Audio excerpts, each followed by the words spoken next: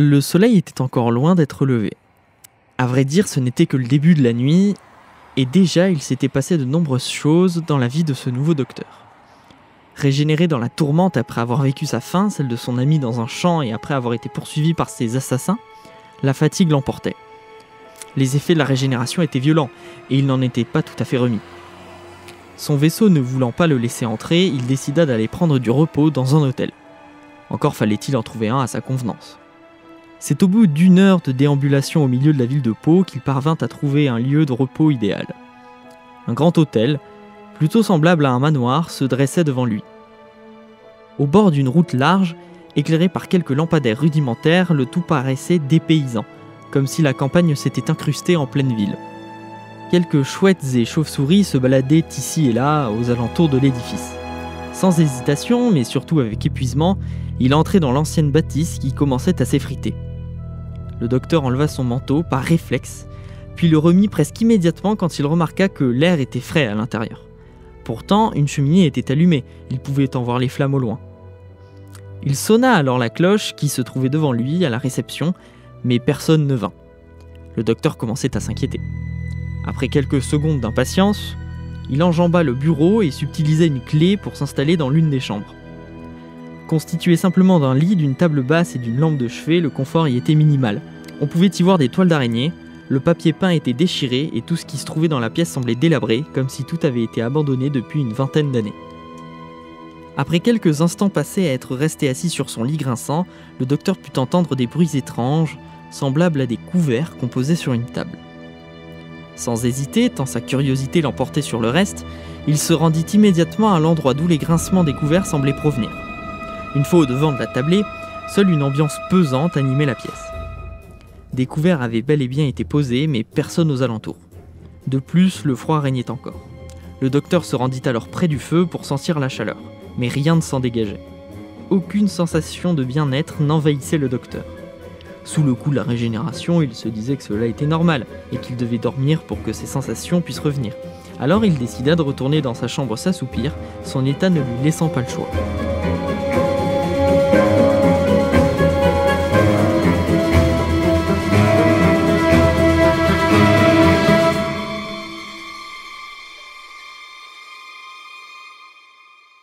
Dans le silence de la nuit la plus obscure se firent entendre des pas. Lourds et lents, l'un après l'autre. Froid, obscur, inconnu, il avance. Dans les couloirs, il résonne. Les murs tremblent, le bois craque, les bougies des chandeliers s'éteignent à son passage puis se rallument. Une brise glaçante s'empare des lieux en devenant maître et ne les quittant plus.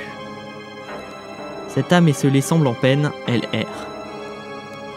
Lourd et lent, ses pas résonnent, l'un après l'autre, font craquer les planches.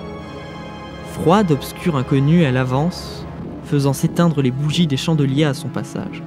L'atmosphère semble avoir fait disparaître les émotions de cette âme, de ce fantôme. Lourd et lent, tels les mécanismes d'une horloge, son rythme est le même. Un pas après l'autre, dans les couloirs de l'hôtel délabré, dénué de vie. Lourd et lent, des cliquetis accompagnent ses pas. Régulier, semblable à l'horloge, son rythme est tout aussi identique au reste. Cette âme erre, seule, sans but précis.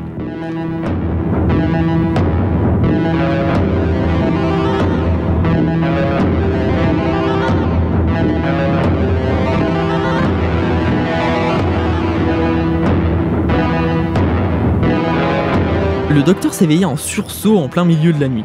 Dans sa tête, il savait l'heure. 3 heures pile. Dans ses souvenirs, se réveiller à cette heure-là n'était pas signe de bon augure.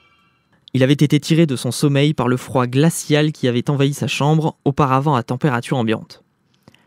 Intrigué, il remit son manteau, puis quitta la pièce. Rien aux alentours, quoiqu'une légère odeur de fumée se distinguait. Les bougies avaient été visiblement éteintes.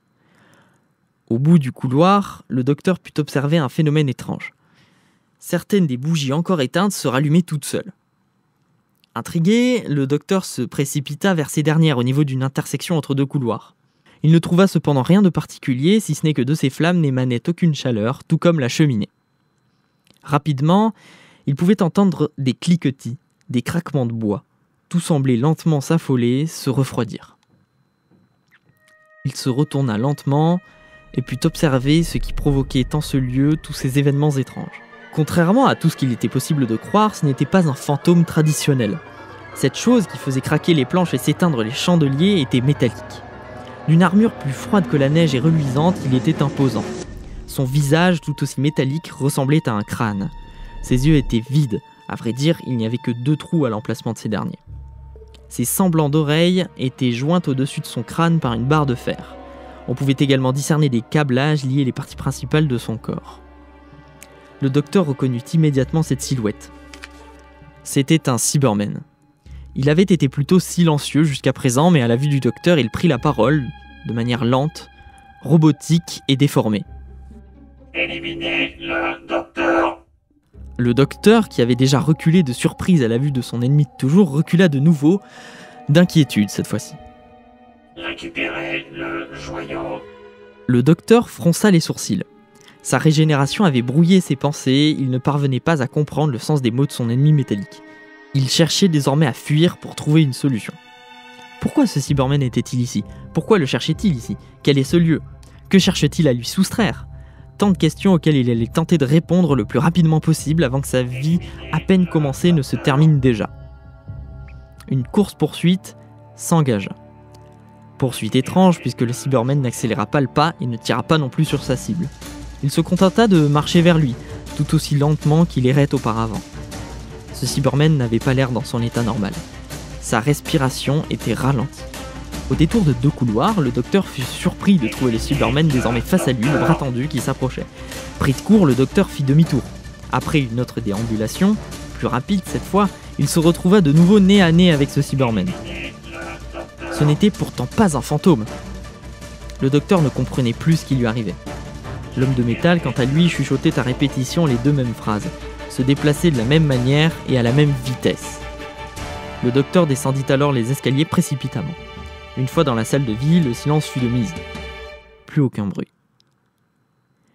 La chaleur semblait être revenue, et la paix également. Le docteur pensa alors qu'il était devenu fou du fait de sa régénération.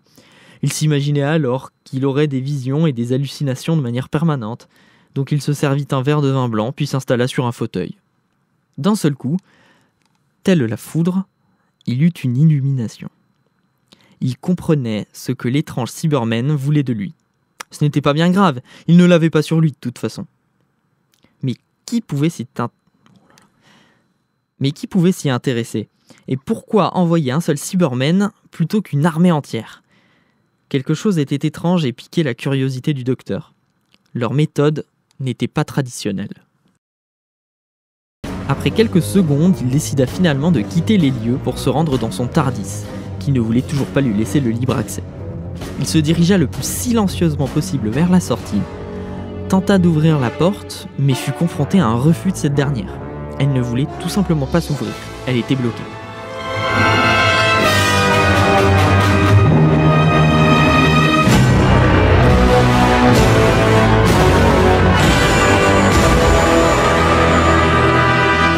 Il força du mieux qu'il put, mais elle ne sembla pas céder un seul millimètre de son espace personnel. Dans la pièce autrefois chaleureuse qu'était la salle de vie se trouvait désormais le Cyberman, qui avait repris sa marche vers l'assassinat du docteur. Ce dernier se mit à paniquer en le voyant approcher, la surprise faisant toujours son effet. Sans plus attendre, il dégaina son tournevis sonique dans l'espoir de forcer le mécanisme, mais rien ne put se produire. Il décida de monter à nouveau les escaliers pour trouver une autre solution, mais une fois en haut, il ne restait plus qu'un cul-de-sac. Aucune porte, ni fenêtre, plus qu'un couloir fermé, sans échappatoire. Il courut jusqu'au bout de ce dernier dans l'espoir de trouver une autre fuite, mais rien. C'est en essayant de faire marche arrière qu'il remarqua que tout était terminé. L'escalier avait disparu, et il se trouvait seul avec son ennemi, approchant lentement, d'un pas lourd et lent, le bras tendu et les 2 mêmes phrases répétées.